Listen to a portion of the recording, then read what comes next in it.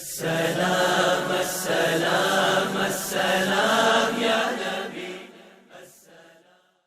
ورحمۃ اللہ وبرکاتہ۔ وعلیکم السلام ورحمۃ اللہ وبرکاتہ۔ نحمده ونصلي ونسلم على رسوله النبي الامین المکین الکریم، اما بعد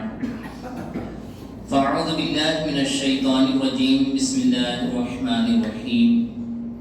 لقد من اللہ علی المؤمنین اذ بعث فیہم رسولا،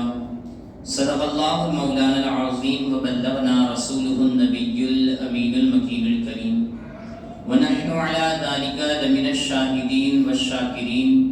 والمطمئنین والحمد للہ رب العالمین۔ آئیے نہایت ہی ادب اور احترام کے ساتھ ساری کائنات کے رہبر عقیدت میرے اور آپ کے پیارے آقا جناب احمد مجتبیٰ حضرت محمد مصطفیٰ صلی اللہ تعالی ارواحنا فدا صلی اللہ تعالی علیہ وآلہ وسلم کی بارگاہ گوہرناز میں اپنی غلامی کا ثبوت پیش کرتے ہوئے بآواز بلند ہدیہ درود پاک پیش کیجئے۔ پڑھیے اللہم صلی علی سیدنا و مولانا محمد وعلی آل سیدنا مولانا محمد مبارک وسلم۔ صلاۃ و سلام علیک یا رسول اللہ صلی اللہ علیہ وسلم۔ اللہ رب العزت کا نہایت ہی فضل و کرم اور اس کا احسان عظیم ہے کہ اس رب کائنات نے مجھے اور آپ کو مسلمان بنایا، نبی رحمت شفیع امت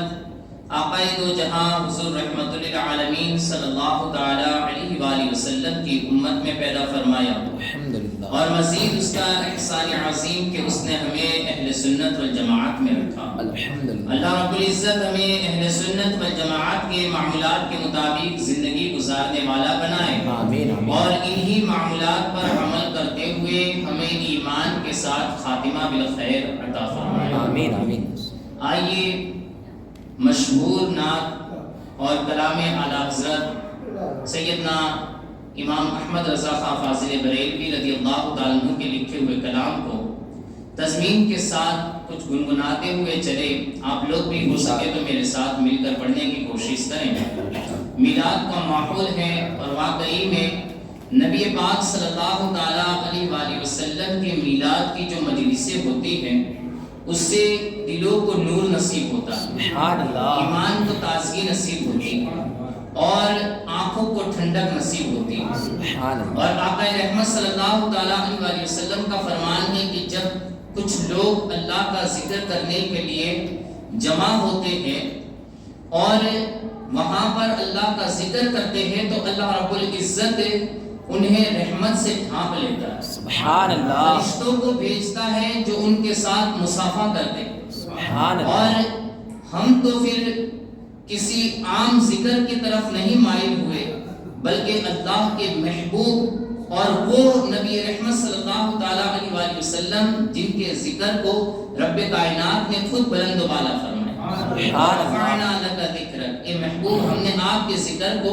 بلند و بالا کیا۔ تو میں اور آپ یہ محبوب کائنات صلی اللہ تعالیٰ علیہ وآلہ وسلم کے ذکر کے لیے جمع ہوئے ہیں۔ اللہ رب العزت یہاں پر بیٹھنا سننا سنانا ہمارا اپنی بارگاہ میں قبول و مقبول فرمائے۔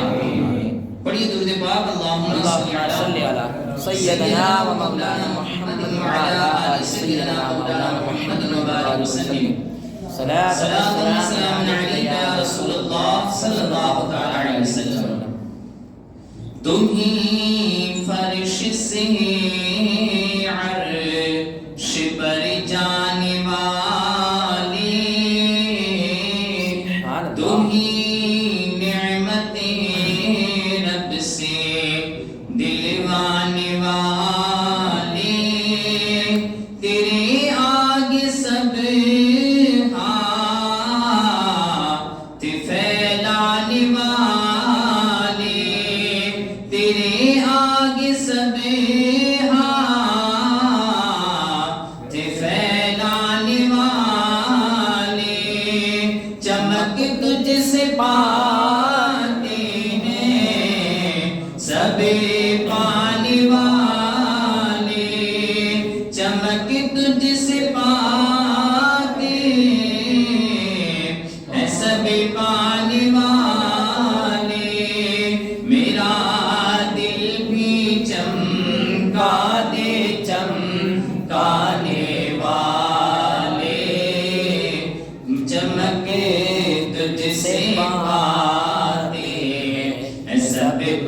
چمکانے والے میرا دل بھی چمکا دے چمکانے والے ہے بے مثل تیرا کرم جانے غلاموں پہ ہر دم ہے تیری عنایتیں وہ گلشن ہو صحرا وہ دریا کے پربتیں برستا نہیں دیکھ کر ابر رحمتیں برستا نہیں دیکھ کر ابر رحمتیں بدوں پر بھی برسانے والے چمکے تجھ سے باتیں ہیں سب پانے والے میرا چمکا دے چمکانے والے. اور فرماتے ہیں سواری سے اپنی تو جس دم اترنا مدینے کے زائر ذرا تو سنبھلنا یہاں تھا میرے مصطفیٰ کا گزرنا حرم کی زمین اور قدم رکھ کے چلنا حرم کی زمین اور قدم رکھ کے چلنا ارے سر کا موقع ہے او جانے چمکتے تجھ سے پاتے ہیں سب پانے والے میرا دل بھی چمکا دے چمکانے والے کبھی غوث خواجہ کے ناموں سے الجھے درودوں سے الجھے سلاموں سے الجھے کبھی غوث خواجہ کے ناموں سے الجھے درودوں سے الجھے سلاموں سے الجھے صحیح العقیدہ اماموں سے الجھے صحیح العقیدہ اماموں سے الجھے تیرا کھائے تیرے غلاموں سے الجھے تیرا کھائے تیرے غلاموں سے الجھے ہے منکر عجب کھانے گرانے والے چمکے تجھ سے پاتے ہیں سب پانے والے میرا دل بھی چمکا دے چمکانے والے. یہ نجیدی منافق ہے گندا ہے بلا غلاظت کے بل کے بلندہ ہے بلا جہنم پہ نام سے کا کندہ ہے بلا جو مردہ کہے تم کو مردہ ہے بلا جو مردہ کہے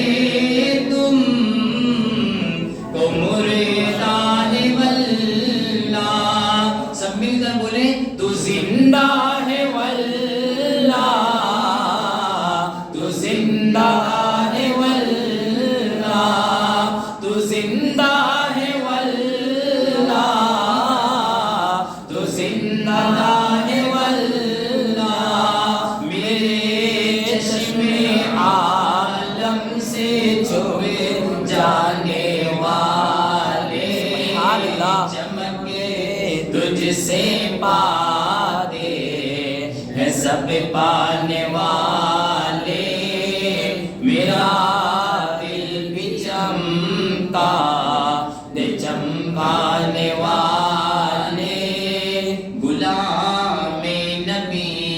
خلد میں جا بسے گا، جہنم میں آقا کا منکر جلے گا،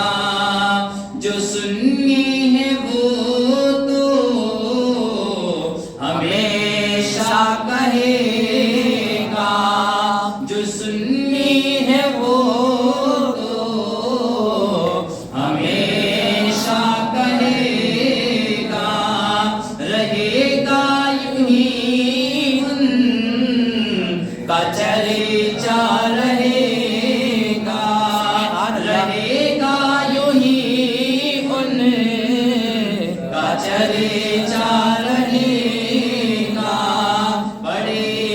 خاکے ہو جائے جل جانے والے، چمکے تجھ سے پاتے ہیں سب پانے والے، میرا دل بھی چمکا دے چمکانے والے، صدا گیت ان کی محبت کے گانا، جگر منکروں کے یوں ہی تم جلانا، عبید رضا ان سے دھوکا نہ کھانا، رضا کا یہ پیغام سب کو سنانا، رضا کا یہ پیغام سب کو سنانا، کہ رضا نفس دشمن ہے دم میں نہ آنا، رضا نفس دشمن ہے دم میں نہ آنا، کہاں تو نے دیکھے ہیں چندرانے والے، چمکے تجھ سے پاتے ہیں سب پانے والے، میرا دل بھی چمکا دے چمکانے والے، درود پاک اللہم صلی علی سیدنا مولانا محمد وعلی آل سیدنا مولانا محمد وبارک وسلم، صلاۃ سلام علیک یا رسول اللہ صلی اللہ تعالی علیہ وسلم۔ اللہ رب العزت کا کروڑ کروڑ شکر و احسان ہے کہ اس نے ہمیں محفل میلاد منانے کی توفیق عطا فرمائی۔ کل کی گفتگو میں ہم نے آقا رحمت صلی اللہ تعالی علیہ وآلہ وسلم کے بہت ہی محبت بھرے واقعات، عشق بھرے واقعات کو ہم نے سماعت کیا، جس نے ایمان کو واقعی میں تازہ کر دیا، کہ جسے نبی پاک صلی اللہ تعالی علیہ وآلہ وسلم کے معجزات اور آقا رحمت صلی اللہ تعالی علیہ وآلہ وسلم کو رب نے جو شان و عظمت عطا فرمائی، اس کے چرچے ہم نے سماعت کیے۔ جب کفار میدان بدر سے یہ بھاگنے لگے تو اس طرف سے مسلمان ان کے پیچھے ان کا تعاقب کرنے کے لیے ہوئے، اور جو کوئی بھی ہاتھ لگا اسے رسیوں سے جکڑتے گئے، اسے قید کرتے گئے، یعنی کہ اب میدان یہ مسلمانوں کے ہاتھ میں تھا، اور اس کے باوجود بھی نبی پاک صلی اللہ تعالی علیہ وسلم کے ان غلاموں نے یہ نہیں کہ ان لوگوں نے ہم پر بڑا ظلم و ستم کیا تھا تو اب آج جو بھی ہاتھ لگے ہم اسے موت کے گھاٹ اتارتے چلیں، بلکہ نبی کریم صلی اللہ تعالیٰ علیہ وآلہ وسلم کے ان وفا شعار جانثاروں نے جو بھی ہاتھ لگا اسے قید کیا تاکہ اس کی جان یہ بچائی جا سکے، بخشی جا سکے، اور کسی کو جلدی انہوں نے قتل نہیں کیا۔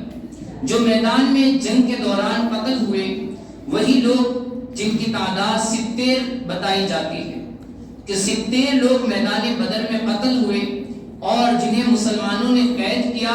تو ان کی بھی تعداد یہ 70 ہے۔ نبی پاک صلی اللہ تعالیٰ علیہ وآلہ وسلم کے بارے میں حضرت عمر بن خطاب رضی اللہ تعالیٰ عنہ خود ارشاد فرماتے ہیں کہ حضور مشرکوں کا تعقب فرما رہے تھے، اور سورہ قمر کی جو مکہ المکرمہ میں نازل ہوئی تھی ان کی یہ آیتوں کو تلاوت بھی فرماتے جا رہے تھے۔ سَيُهْزَمُ الْجَمْعُ وَيُوَلُّونَ الدُّبُرَ بَلِ السَّاعَةُ مَوْعِدُهُمْ وَالسَّاعَةُ أَدْهَىٰ وَأَمَرُ۔ فرماتے ہیں کہ ان قریب پسپا ہوگی یہ جماعت اور پیٹھ پھیر کر بھاگ جائے گی، یعنی کہ یہ پیغام اللہ رب العزت نے مکہ المکرمہ میں نازل فرمایا۔ حضرت عمر فرماتے ہیں کہ یہ آیت مبارکہ حضور تلاوت فرماتے جا رہے تھے کہ ان قریب پسپا ہوگی یہ جماعت اور پیٹھ پھیر کر بھاگے گی۔ کہا کہ یہ آیت کا مطلب مجھے میدان بدر کے اندر سمجھ میں آیا۔ میدان بدر میں جب حضور یہ آیت مبارکہ تلاوت فرما کر یہ مشرکین کے پیچھے ان کا تعاقب کر رہے تھے اور یہ آیت تلاوت فرما رہے تھے، کہتے ہیں آیت تو مکہ میں نازل ہوئی تھی لیکن اس کا صحیح مطلب اور اس کی صحیح تفسیر میں نے اپنی آنکھوں سے دیکھ لی کہ واقعی میں مشرکین پسپا ہوئے اور وہ بھاگ رہے تھے، مسلمان ان کا پیچھا کر رہے تھے۔ حضرت سعد رضی اللہ تعالیٰ عنہ یہ اپنے کچھ جانثاروں کے ساتھ، سعد بن معاذ رضی اللہ تعالیٰ عنہ، یہ نبی پاک صلی اللہ تعالیٰ علیہ وآلہ وسلم کا گھیراؤ بھی کیے ہوئے تھے کہ کوئی کافر آ کر نبی پاک صلی اللہ تعالیٰ علیہ وآلہ وسلم کو تکلیف نہ پہنچائے۔ تو آپ ایک پہاڑی پر ایک ٹیلے کے اوپر تھے اور مسلمان کے قیدیوں کو یہ رسیوں سے باندھ رہے تھے۔ تو حضرت سعد اس منظر کو اس ٹیلے کے اوپر کھڑے ہوئے دیکھ رہے تھے۔ نبی پاک صلی اللہ تعالیٰ علیہ وآلہ وسلم نے حضرت سعد کے اس دیکھنے کو یہ بھاپا اور فرمایا، کہا کہ سعد کیا تمہیں ان قیدیوں کا قید کرنا، ان مشرکوں کا قید کرنا یہ پسند نہیں آیا؟ تو حضرت سعد کہتے ہیں بے شک یا رسول اللہ صلی اللہ تعالیٰ علیہ وآلہ وسلم مجھے یہ بات پسند نہیں آئی۔ یہ اسلام کا پہلا معرکہ ہے جس میں اللہ تعالیٰ نے مشرکوں کو شکست دی ہے اور اس میں ان کے زیادہ سے زیادہ افراد کو ہم نے موت کے گھاٹ اتارا۔ میرے نزدیک بہتر تھا کہ وہ لوگ زندہ رہتے اور دین کو قبول کر لیتے۔ حضرت نبی پاک صلی اللہ تعالیٰ علیہ وآلہ وسلم اور حضرت سعد یہ بات کر رہے تھے۔ اب اس کے بعد فرماتے ہیں کہ نبی کریم صلی اللہ تعالیٰ علیہ وآلہ وسلم نے جب وہاں پر وہ تمام قیدی نبی پاک صلی اللہ تعالیٰ علیہ وآلہ وسلم کے پاس لائے گئے، 70 قیدی تھے، اس میں مکہ کے بڑے بڑے سردار بھی شامل تھے، وہ تمام کو جب نبی رحمت صلی اللہ تعالیٰ علیہ وآلہ وسلم کی بارگاہ میں لایا گیا تو اس وقت آقا رحمت صلی اللہ تعالیٰ علیہ وآلہ وسلم نے ایک آہ بھری اور کہا کہ کاش آج اگر مطعم بن عدی یہ زندہ ہوتا اور وہ آ کر کے ان لوگوں کے بارے میں مجھ سے سفارش کرتا تو میں بغیر کسی فدیے کے ان لوگوں کو آزاد کر دیتا۔ مطعم بن عدی کون ہے؟ اس کی کہانی ہم نے سماعت کی کہ نبی پاک صلی اللہ تعالیٰ علیہ وآلہ وسلم کے بڑے حمایتی تھے وہ مکہ المکرمہ میں۔ جب آقا رحمت صلی اللہ تعالیٰ علیہ وآلہ وسلم طائف والوں نے آپ کی دعوت کو ٹھکرایا اور آپ پر پتھر برسائے، پھر جب مکہ المکرمہ میں داخل ہونے لگے تو اس وقت مکہ میں آنے کے لیے حضور پاک صلی اللہ تعالیٰ علیہ وآلہ وسلم کو ضمانت دی اور حضور پاک صلی اللہ تعالیٰ علیہ وآلہ وسلم کو اس نے پناہ دی تھی اور اپنے بیٹوں کو بھیجا، کہا جاؤ جو بھی نبی کریم صلی اللہ تعالیٰ علیہ وآلہ وسلم کو تکلیف پہنچائے تو اپنی تلوار سے اس کا سامنا کرنا، اور انہیں اپنے گھر پر بلا کر ان کو اپنے گھر پر قیام فرمایا۔ تو نبی پاک صلی اللہ تعالیٰ علیہ وآلہ وسلم کو وہ احسان مطعم بن عدی کے یاد آئے، اور جب شعبہ ابی طالب کے اندر مسلمانوں کو قید کر دیا گیا تھا اور مکے والوں نے پورے طریقے سے بائیکاٹ کیا تھا تو اس وقت نبی پاک صلی اللہ تعالیٰ علیہ وسلم کی حمایت میں اترنے والے یہ مطعم بن عدی تھے۔ آقا رحمت صلی اللہ تعالیٰ علیہ وآلہ وسلم نے ان احسانوں کو یاد کرتے ہوئے ارشاد فرمایا، کہا کہ اگر آج مکہ سے مطعم بن عدی آتا اور یہ کہتا کہ حضور ان کو تمام کو آزاد کر دو، جو فدیہ لینا چاہو لو، یا پھر میرے آنے کی وجہ سے آزاد کر دو، کہا کہ میں مطعم بن عدی کے کہنے پر ان تمام کو آزاد کر دوں۔ یہ حضور احسان فراموشی، یہ احسان مندی کا یہ سبق ہمیں عطا فرماتے ہیں کہ احسان فراموشی نہیں کرنی چاہیے۔ جب کسی نے احسان کیا ہو تو اس کے ساتھ احسان کے ساتھ ہی پیش آنا چاہیے۔ آقا رحمت صلی اللہ تعالیٰ علیہ وآلہ وسلم کو اس وقت کسی نے مشورہ کیا، کہا کہ حضور ہم نے ایک بڑی جماعت کے اوپر تو قابو پا لیا ہے، اب وہ جو تجارتی قافلہ ہے وہاں پر بھی پہنچتے ہیں اور اس پر بھی ہلہ بول کر وہ تمام سامان تجارت کو بھی یہ مال غنیمت میں شامل کر لیتے ہیں۔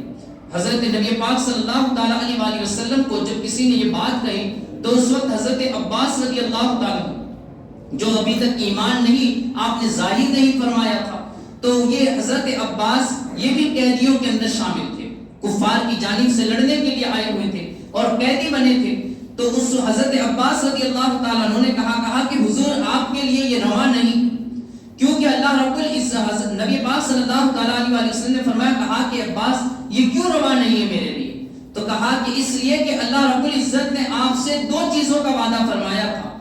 اور دو میں سے ایک چیز کا وعدہ فرمایا تھا، ایک یہ کہ آپ کو اس لشکر پر غلبہ دے گا یا پھر آپ کو مال تجارت عطا فرمائے گا، ان میں سے ایک اللہ نے وعدے کو پورا فرما دیا ہے، تو اب دوسرا تمہارے لیے جائز نہیں ہے۔ نبی پاک صلی اللہ تعالیٰ علیہ وسلم مسکرائے اور کہا کہ عباس بالکل تم سچ کہتے ہو، اور نبی پاک صلی اللہ تعالیٰ علیہ وسلم نے قافلے کی جانب حملہ کرنا اور اس طرف جانا یہ مسترد فرما دیا۔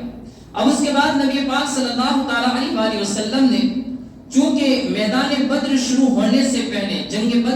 جنگ کو شروع ہونے سے پہلے ایک ہی نائٹ پہلے آقا رحمت صلی اللہ تعالیٰ علیہ وسلم اپنے کچھ جانسانوں کے ساتھ میدان کا آپ نے معائنہ فرمایا، اور وہاں پر جا کر نبی پاک صلی اللہ تعالیٰ علیہ وسلم کے ہاتھ میں ایک چھڑی تھی، اور اس چھڑی سے آپ نے دائروں کو کھینچا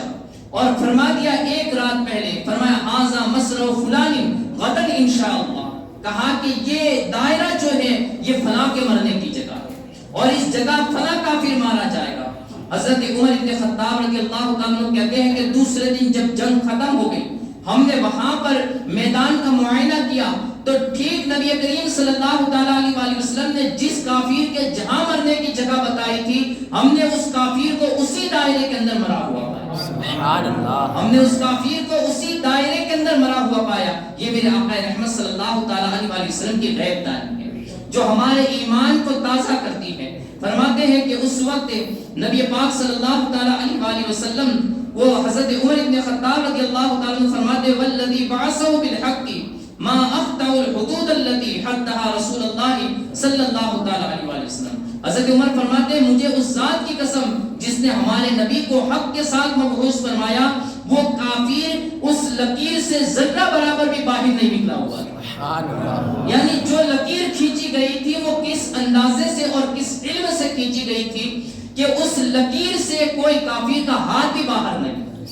ذرا غور کیجئے میرے آقا کو اللہ نے کتنا علم غیب عطا فرمایا۔ ہم کیسے آقا کے ماننے والے ہیں؟ کیا ہمیں ہمارے آقا پر فخر نہیں ہونا چاہیے؟ کیا ہم کسی ایرے گہرے کے نہیں بلکہ دونوں جہاں کے سلطان کے ماننے والے ہیں، آقا کے ماننے والے ہیں جسے رب کائنات نے ہر چھوٹی بڑی چیز کا علم عطا فرمایا۔ الحمدللہ ہم اس آقا رحمت صلی اللہ تعالیٰ علیہ وسلم کے ماننے والے ہیں۔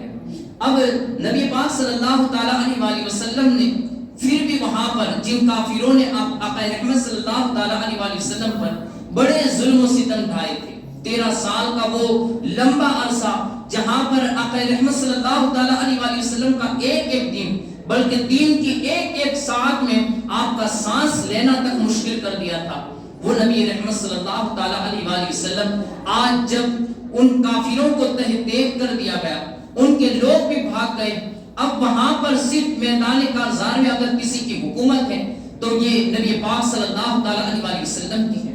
آپ نے اپنے شہداء کی تو نماز جنازہ، آپ نے اپنے شہداء کو تو دفنایا، لیکن ان کافروں کی لاشوں کو بھی بے غور و کفن نہیں چھوڑا، انہیں ایسے ہی نہیں چھوڑا۔ یہ میرے آقا رحمت صلی اللہ تعالیٰ علیہ وسلم کی رحمت ہے۔ ورنہ آپ دیکھیں کہ دو بادشاہوں کی بھی اگر لڑائی ہو تو ایک بادشاہ اپنے تو ساتھیوں کی یہ انہیں دفن کرتا ہے جو جسے فتح نصیب ہوتی ہے، تو وہ ان کے تو کفن اور دفن کا اہتمام کرتا ہے، لیکن دشمنوں کو ویسے ہی چھوڑ دیتا ہے، اسے چیل کوے کھاتے ہیں، اسے کتے اور گیدڑ کھاتے ہیں، لیکن ان کی لاشوں کی کوئی فکر نہیں کی جاتی۔ میرے نبی رحمت حضور رحمت للعالمین صلی اللہ تعالیٰ علیہ وآلہ وسلم نے ان کافروں کے جسموں کو بھی کبوں کے کھانے کے لیے نہیں چھوڑا، کتے اور گیدڑوں کے کھانے کے لیے نہیں چھوڑا، بلکہ نبی پاک صلی اللہ تعالیٰ علیہ وآلہ وسلم نے اپنے جانثاروں کو حکم دیا، کہا کہ ان تمام کی ناشوں کو اٹھاؤ اور اس کنویں کے اندر ڈالو۔ بدر کے اندر ایک کنواں واقع تھا، اس کنویں کے اندر ان کافروں کی لاشوں کو ڈالا گیا اور پھر اوپر سے پتھر اور مٹی ڈال کر اس کنویں کو بھی یہ پور کر دیا گیا تاکہ اس کی بدبو سے ماحول یہ متعفن نہ ہو۔ کہتے ہیں اس کے بعد نبی پاک صلی اللہ تعالیٰ علیہ وآلہ وسلم نے 3 دن تک یہ بدر کے میدان میں قیام فرمایا۔ یہ آقا رحمت صلی اللہ تعالیٰ علیہ وآلہ وسلم کی عادت کریمہ تھی کہ آپ جب بھی کسی مقام پر پڑاؤ کرتے تھے اور جنگ میں فتح حاصل ہوتی تو اس کے بعد 3 دن تک یہ آپ وہاں پر قیام فرماتے۔ 3 دن کے بعد جب نبی پاک صلی اللہ تعالیٰ علیہ وآلہ وسلم اپنی ناقہ پر اپنی اونٹنی پر سوار ہوئے تو پھر وہیں سے جہاں آپ گزر رہے تھے تو وہ کنواں یہ بیچ میں آیا۔ نبی پاک صلی اللہ تعالیٰ علیہ وآلہ وسلم اپنی اونٹنی پر بیٹھے ہوئے ہیں اور اونٹنی پر سے ہی اس کنویں کی طرف متوجہ ہو کر آپ نے کہا، یا ابا جہل، یا امیہ بن خلف، یا عتبہ بن ربیعہ، یا شیبہ بن ربیعہ، ایسرکم انکم اطعتم اللہ ورسولہ۔ کہا کہ اے ابو جہل، اے امیہ بن خلف، کافروں کے ناموں کو پکارا اور پھر کہا کہ اگر تم اللہ اور اس کے رسول کی اطاعت کرتے تو آج کتنے مسرور ہوتے، یعنی کتنی تمہیں خوشی ہوتی، اور جو اللہ اور اس کے رسول نے تم سے جو وعدہ کیا تھا کیا تم نے اسے سچا پایا یا نہیں؟ مجھے تو میرے اللہ نے جو وعدہ کیا تھا میں نے اسے سچا پا لیا۔ یعنی کافروں کی وہ دعائیں انہیں یاد دلائی کہ جب تم مکہ سے نکلے تھے تو تم نے دعا کی تھی کہ جو تیرے اطاعت کرنے والا ہے، جو تیرا محبوب ہے، جو تیرا زیادہ پسندیدہ ہے، تو اسے فتح عطا فرما۔ کہا کہ تم یہ سمجھتے تھے کہ ہم اللہ کے پسندیدہ ہیں، ہم اللہ کے محبوب ہیں، تو کہا کہ کیا تمہیں فتح ہوئی؟ تم تو مارے گئے اور تمہیں شکست ہوئی ہے اور تمہیں ذلت اور خواری نصیب ہوئی ہے، لیکن اللہ نے مجھ سے وعدہ کیا تھا کہ میرے محبوب میں تیری مدد کروں گا، اور واقعی میں میری مدد میرے اللہ نے فرمائی۔ حضرت نبی پاک صلی اللہ تعالیٰ علیہ وآلہ وسلم جب یہ بات چیت کر رہے تھے، یعنی کہ ان کفار کے ساتھ مخاطب تھے، تو حضرت عمر رضی اللہ تعالیٰ عنہ یہ آڑے آئے اور کہا کہ حضور، کیا یہ مرنے والے بھی جنہیں دفن کر دیا گیا ہے کیا یہ لوگ سن رہے ہیں؟ نبی پاک صلی اللہ تعالیٰ علیہ وآلہ وسلم نے ارشاد فرمایا، کہا کہ اے عمر، یہ جتنا تم سن رہے ہو اس سے ذرہ برابر کم نہیں سن رہے، یعنی کہ جتنا تم سن رہے ہو ویسا ہی وہ لوگ سن رہے ہیں، بس اتنا فرق ہے کہ تم جواب دے سکتے ہو، یہ جواب نہیں دے سکتے۔ ورنہ تو روایتوں میں یہ بھی آتا ہے کہ جو مر جاتا ہے اس سے جب کلام کیا جاتا ہے تو وہ جواب بھی دیتا ہے، لیکن ہمارے کانوں کے اندر سننے کی طاقت نہیں۔ تو اسی وجہ سے ہم اہل سنت والجماعت کا یہ عقیدہ ہے کہ ہم جب بھی اپنے قبرستان جاتے ہیں یا مزاروں پر جاتے ہیں تو ہم نے سلام کرتے ہیں۔ نبی پاک صلی اللہ تعالیٰ علیہ وآلہ وسلم کا فرمان ہے کہ جب بھی مردے کو سلام کیا جاتا ہے تو وہ اس کا جواب دیتا ہے، لیکن انسان و جناتوں کے اندر یہ طاقت نہیں ہے کہ وہ اس کی آواز کو سن سکے، ورنہ انس و جن کے علاوہ جتنے چرند و پرند ہیں وہ تمام کے تمام اس کی باتوں کو، اس کے جواب کو سنتے ہیں۔ تو یہ اہل سنت والجماعت کا عقیدہ ہے۔ بہت سے بد مذہب یہاں پر الجھے ہوئے ہیں کہ یہ مردے سنتے نہیں ہیں، مردوں کے ساتھ بات نہیں کرنی چاہیے، انہیں پکارنا نہیں چاہیے، بھلا جس کے مردے ایسے ہو کہ جو ابو جہل سے بھی بدتر ہو تو ہو سکتا ہے کہ وہ شاید سنتے نہ ہو، ورنہ تو کافر بھی ایسے مردے ہیں کہ وہ سنتے ہیں اور جواب بھی دیتے ہیں۔ اور الحمدللہ مسلمان جو اگر سنتا ہے تو وہ تو کافروں سے بدرجہ اولا سنتا ہے، کیونکہ جب کافر سن سکتا ہے وہ جواب دے سکتا ہے، تو جسے اللہ رب العزت نے ایمان عطا فرمایا تو وہ تو سنتا بھی ہے، جواب بھی دیتا ہے، اور ضرورت پڑ جائے تو مدد بھی کرتا ہے۔ اگر ایمان کو تازہ کرنے کے لیے ایک روایت سماعت کر لیں کہ نبی پاک صلی اللہ تعالیٰ علیہ وسلم کی بارگاہ میں ایک شخص آئے اور وہ مصر سے چلے تھے اور نبی پاک صلی اللہ تعالیٰ علیہ وسلم کی ملاقات کرنا چاہتے تھے، لیکن جس وقت وہ پہنچے تو آقا رحمت صلی اللہ تعالیٰ علیہ وسلم کو 3 دن انتقال کیے ہوئے گزر چکے تھے۔ اب وہ تو آئے تھے نبی پاک صلی اللہ تعالیٰ علیہ وسلم کی ملاقات کرنے کے لیے، لیکن یہاں پر آ کر پتا چلا کہ آقا رحمت صلی اللہ تعالیٰ علیہ وسلم تو آپ کا انتقال ہوئے 3 دن کا عرصہ ہو چکا ہے، تو آپ وہی مسجد نبوی شریف کے اندر یہ سو گئے۔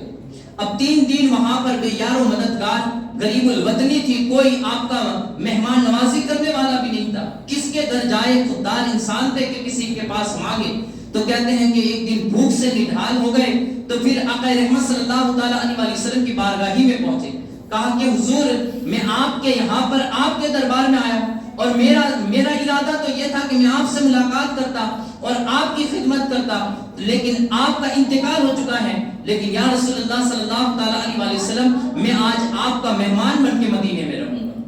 کہتے ہیں بھوکے تھے اور اسی حالت میں اللہ کا ذکر کرتے ہوئے نیند آ گئی، وہ یہ کہتے ہوئے سوئے تھے کہ میں بھوکا ہوں اور یا رسول اللہ میں آج آپ کا مہمان بن کے یہاں پر رہ رہا ہوں۔ کہتے رات ہی کے اندر خواب کی حالت میں نبی پاک صلی اللہ تعالیٰ علیہ وسلم کا دیدار نصیب ہوا، آقا رحمت صلی اللہ تعالیٰ علیہ وسلم کی زیارت نصیب ہوئی۔ نبی پاک صلی اللہ تعالیٰ علیہ وسلم نے دسترخوان لگایا اور کہا کہ اے میرے غلام اٹھ جا اور چل تو بھوکا ہے کھانا کھا لے۔ کہتے ہیں نبی پاک صلی اللہ تعالیٰ علیہ وسلم نے میرے ہاتھ میں ایک روٹی تھمائی، میں نے آدھی روٹی یہ نیند کے اندر کھائی اور ابھی آدھی روٹی کھا ہی رہا تھا کہ میری آنکھ یہ کھل گئی، میری آنکھ کھلی تو میں نے کیا دیکھا کہ وہ آدھی روٹی ابھی بھی میرے ہاتھ میں باقی ہے، آدھی روٹی ابھی بھی میرے ہاتھ میں باقی ہے۔ یہ نبی پاک صلی اللہ تعالیٰ علیہ وسلم کی عطا ہے کہ جب بندہ حضور کے پاس مانگتا ہے تو نہ صرف یہ کہ حضور سنتے ہیں بلکہ حضور عطا بھی فرماتے ہیں، حضور عطا فرماتے ہیں۔ یہ ہمیں سنت والجماعت کا ایمان ہے، ایقان ہے۔ فرماتے ہیں کہ نبی پاک صلی اللہ تعالیٰ علیہ وسلم نے فرمایا، کہا کہ اے عمر جتنا تم سن رہے ہو اتنا یہ لوگ بھی سن رہے ہیں۔ اب وہیں پر جب نبی پاک صلی اللہ تعالیٰ علیہ وسلم نے دوران جنگ یہ کہا تھا کہ کوئی ابو البختری کو نہ مارے، کوئی بنی ہاشم کو یہ قتل نہ کرے، اس لیے کہ وہ مجبوراً یہاں پر لائے گئے، تو وہاں پر ابو حذیفہ جن کا تذکرہ ہم نے کل بھی سماعت کیا تھا، کہتے ہیں کہ انہوں نے جب یہ آواز سنی تو بے ساختہ ان سے کچھ کلمات ان کی زبان سے نکل گئے۔ انہوں نے کہا کہ نقتلو ابانا و اخواننا و عشیرتنا، کہا کہ ہائے ہم تو ہمارے باپوں کو، ہمارے بیٹوں کو، ہمارے بھائیوں کو قتل کریں، وَنَتْرُكُ الْعَبَّاسِ، اور ہم عباس کو چھوڑ دیں۔ نبی پاک صلی اللہ تعالیٰ علیہ وسلم نے اپنے چچا عباس کا نام دیا تھا، کہا کہ عباس کو بھی کوئی قتل نہ کرے۔ کہتے وَاللَّهِ لَئِن لَقِيتُهُ لَأَجْمَعَنَّهُ بِالسَّيْفِ، کہا کہ اگر خدا کی قسم میری اب ملاقات اگر عباس سے ہو جائے تو میں ضرور تلوار سے ان کے منہ میں لگام دوں گا۔ یہ ایک بے خلی کے عام میں ان کے منہ سے یہ الفاظ نکل گئے، کہ بے خیالی کی حالت میں ان سے یہ الفاظ نکل گئے۔ تو کہتے ہیں کہ نبی پاک صلی اللہ تعالیٰ علیہ وسلم نے جب یہ الفاظ سنے تو آپ نے کہا یا ابا حفص، حضرت عمر رضی اللہ تعالیٰ عنہ یہ باجو میں تھے، تو کہا یا ابا حفص ایضرب وجہ عم رسول اللہ صلی اللہ تعالیٰ علیہ وسلم بالسیف، کہا کہ ابو حفص کیا رسول اللہ صلی اللہ تعالیٰ علیہ وسلم کے چچا کے منہ پر تلوار ماری جائے گی؟ کہتے ہیں حضرت عمر رضی اللہ تعالیٰ عنہ فوراً گیس و غضب میں آ گئے، کہا کہ حضور مجھے تو لگتا ہے کہ ابو حذیفہ یہ منافق ہو چکا ہے، مجھے اجازت دیجئے کہ پہلے میں اس کے سر کو قلم کر دوں۔ کہتے ہیں یہ بے خیالی کے اندر ان کے الفاظ نکل گئے، اور یہ بے خیالی ایک بشری تقاضا تھی۔ اس کی وجہ مفسرین نے، محدثین نے بیان کی ہے کہ اس جنگ کے اندر حضرت ابو حذیفہ یہ بنو امیہ خاندان عتبہ بن ربیعہ کے بیٹے تھے۔ اب وہاں پر جنگ میں سب سے پہلے اترنے والا کافروں کی طرف سے عتبہ تھا، شیبہ تھا اور ولید تھا، یہ تینوں سب سے پہلے مارے گئے تھے، اور عتبہ ان کا باپ تھا، شیبہ ان کا چچا تھا اور ولید ان کا سگا بھائی تھا۔ یہ تینوں یہ میدان جنگ میں حضرت ابو حذیفہ کے سامنے تینوں کے تینوں مارے گئے تھے۔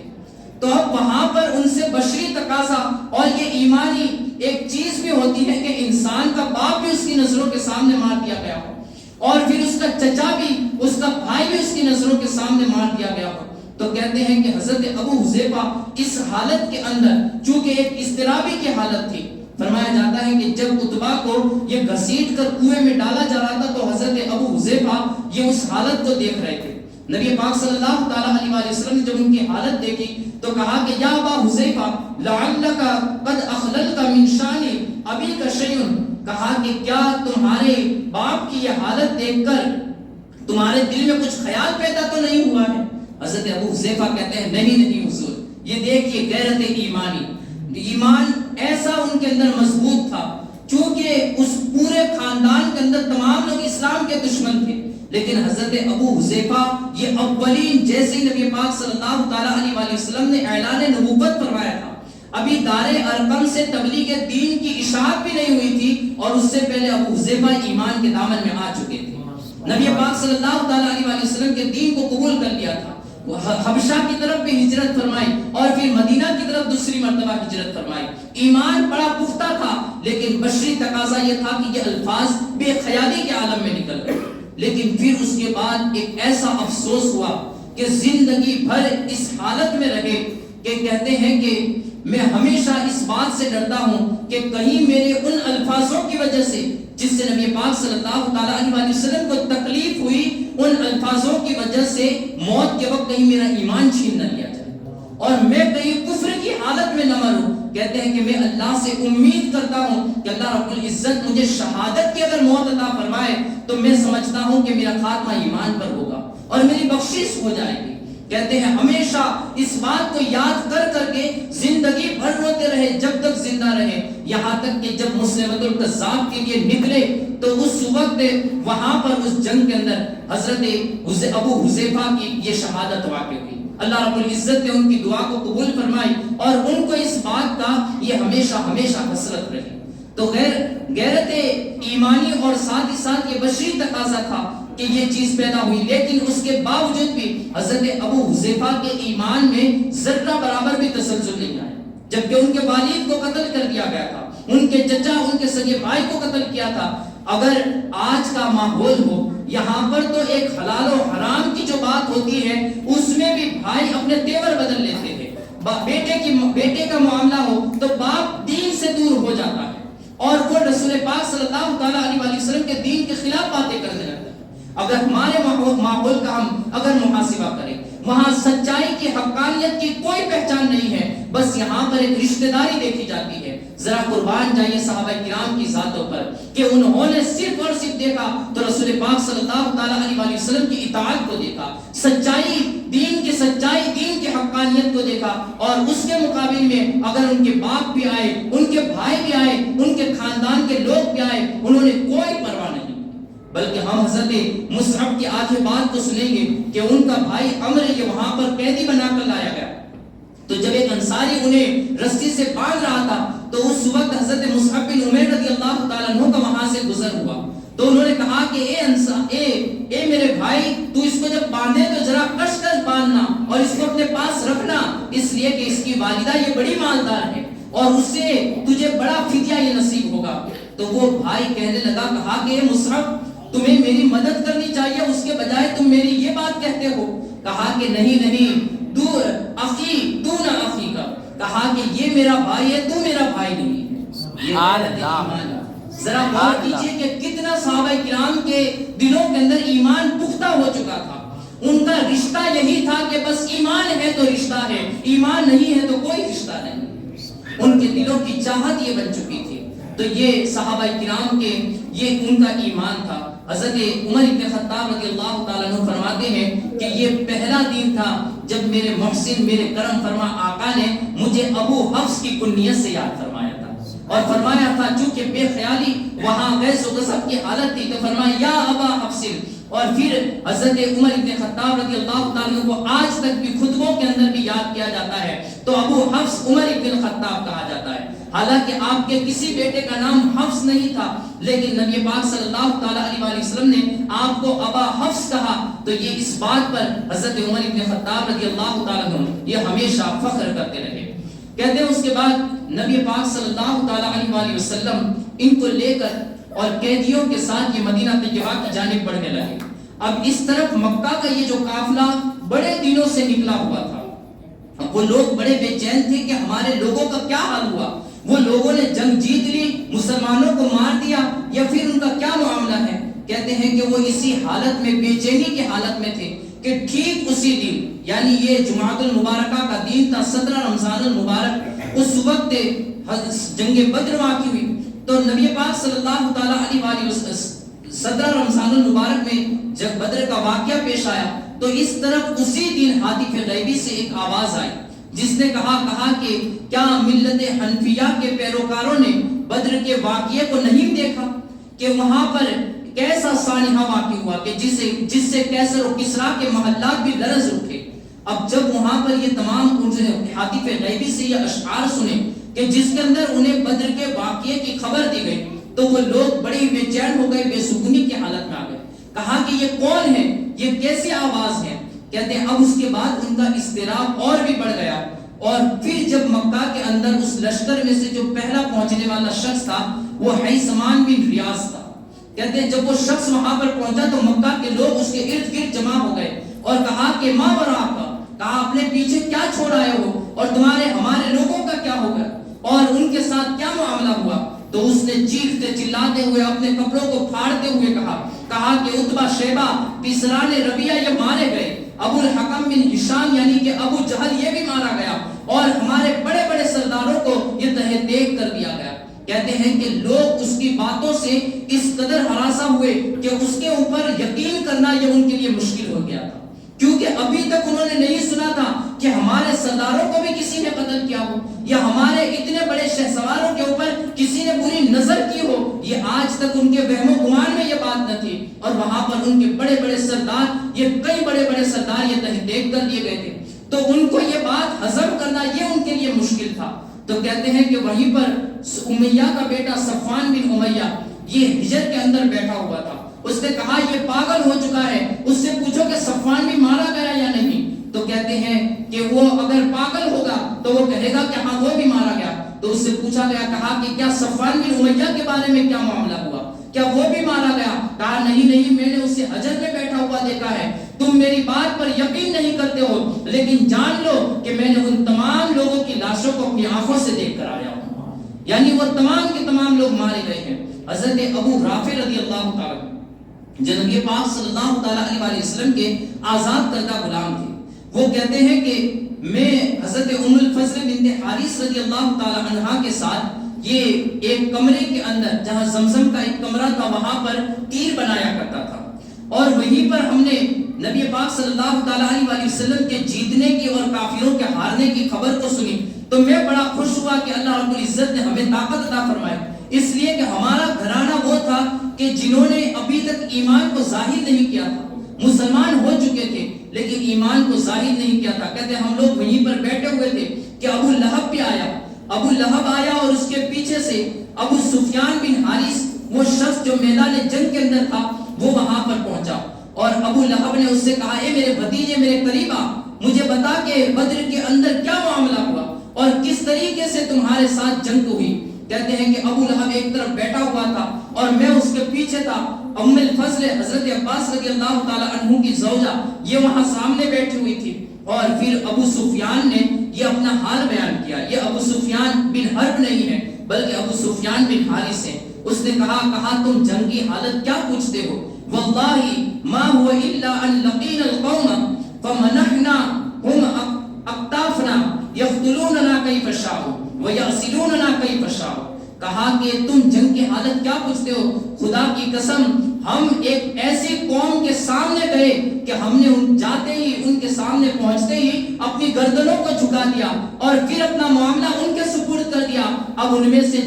انہوں نے جس کو چاہا اسے قتل کر دیا، جس کو چاہا چھوڑ دیا. یعنی ہم ایسے بے سر و سامہ ہو گئے، ایسے بے بس ہو گئے کہ ہمیں ان کے سامنے تلوار اٹھانے کی بھی تاب نہ رہی. اور پھر وہ ابو سفیان نے کہا کہ خدا کی قسم میں نے وہاں پر ایک ایسی قوم دیکھی کہ جو آسمان و زمین کے بیچ میں صف لگائی ہوئی تھی، اور وہ سفید لباسوں کے اندر ملبوس تھے، اور وہ ہمارے سروں کے اوپر تلواریں مارتے تھے، اور ہم کہتے ہیں کہ ہمیں مسلمانوں نے قتل نہیں کیا ہے بلکہ وہ آسمان و زمین کے بیچ میں جو صف تھی ہمیں انہوں نے قتل کیا.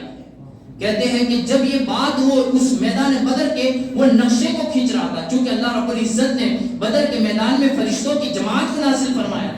فرشتے حاضر آئے تھے. تو کہتے ہیں کہ میں نے جب وہ بات کو سنا اس نے ایسا نقشہ کھینچا کہ تمام لوگ ہکا بکا تھے. تو میری زبان سے نکل گیا. حضرت ابو رافع کہتے ہیں بخدا وہ تو فرشتے تھے کہ جو ہمیں مارنے کے لیے وہاں پر آئے تھے. کہتے ہیں میری زبان سے یہ نکلا کہ وہ ابو لہب ابھی تک جو اپنا غصہ اپنے اندر سمائے ہوئے لگا تھا، کہتے ہیں اس نے فوراً میری طرف آیا اور مجھے تماچوں سے مارنے لگا. پھر میرے سینے پر مجھے اٹھا کر ایک طرف پھینکا اور میرے سینے کے اوپر سوار ہو کر مجھے گھونسے مارنے لگا. کہتے ہیں وہ اس قدر مجھے مار رہا تھا کہ وہاں پر لوگوں کو جو لوگ جمع تھے انہیں ایسا لگنے لگا کہ یہ مجھے یہ جان نکال دے گا. حضرت ام الفضل بنت حارث نے ایک لکڑی پڑی ہوئی تھی اس سے اس کے سر پر مارا. کہا کہ اس کا آقا نہیں ہے تو اس پر ظلم کر رہا ہے.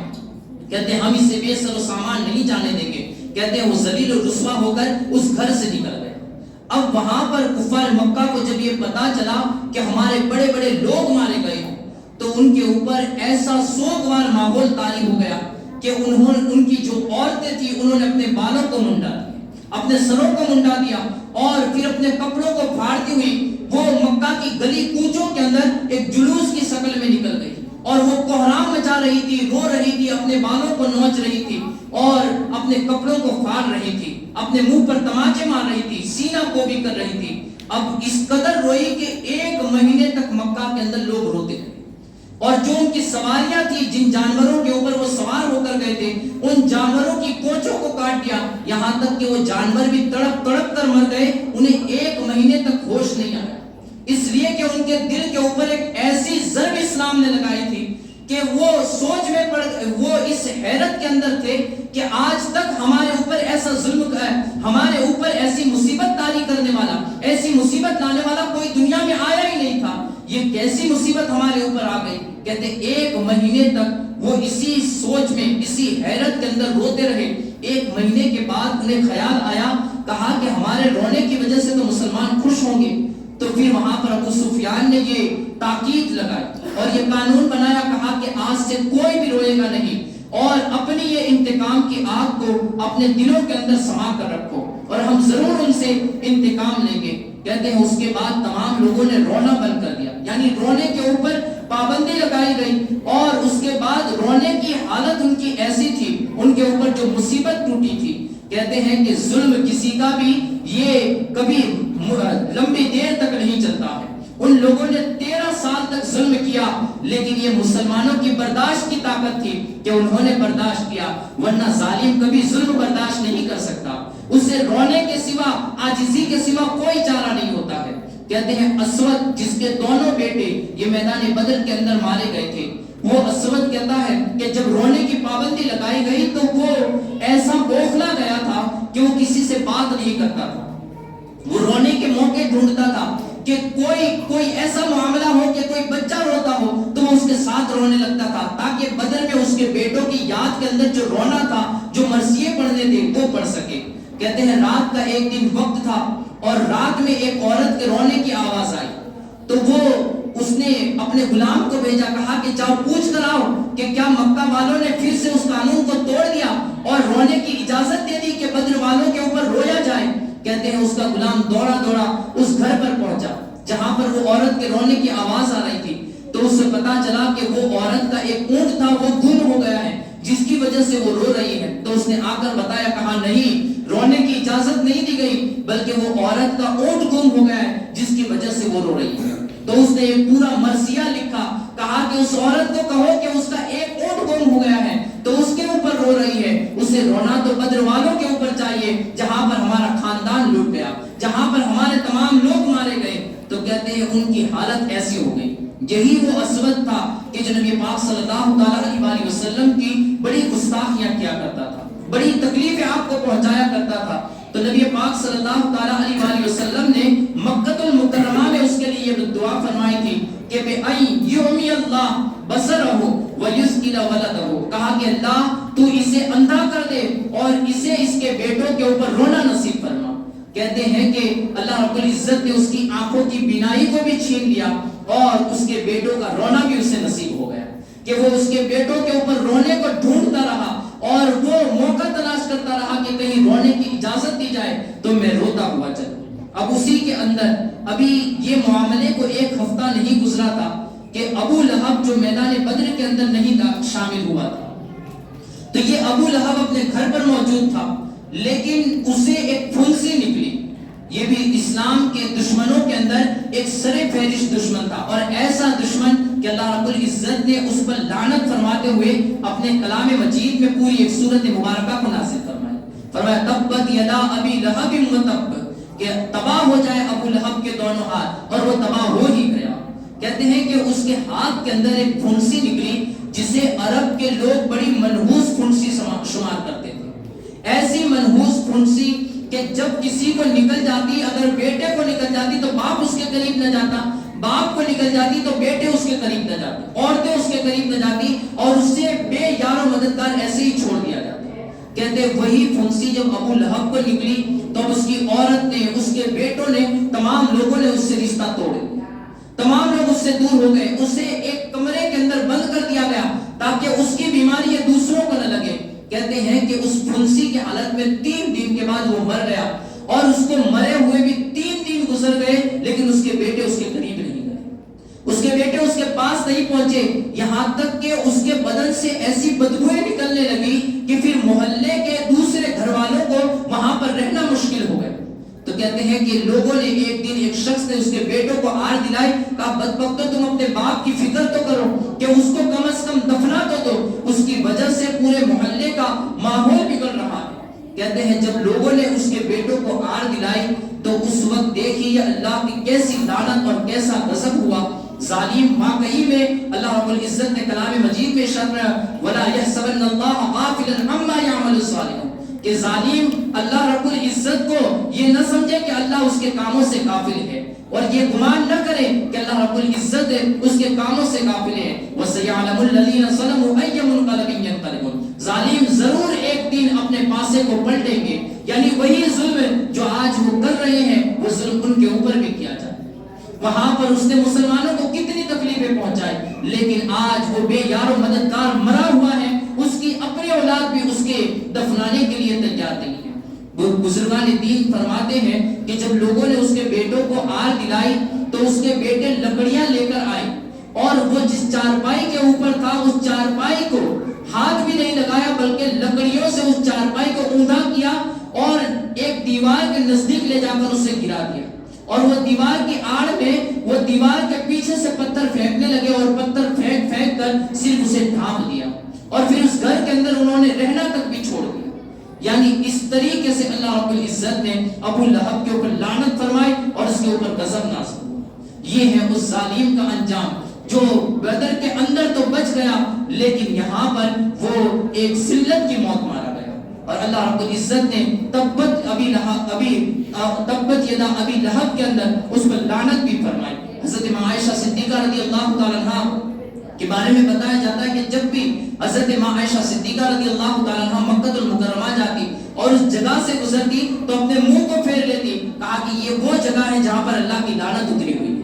تو وہاں سے اپنے منہ کو پھیر کر آپ نکل جاتی. اللہ رب العزت کی بارگاہ میں دعا ہے کہ اللہ رب العزت ہمیں نیک کام کرنے کی توفیق عطا فرمائے، برے کاموں سے بچائے، صراط مستقیم کی ہدایت نصیب فرمائے، ایمانی زندگی عطا فرمائے، ایمانی موت نصیب فرمائے. وآخر دعوانا الحمدللہ رب العالمین. السلام علیکم ورحمۃ اللہ.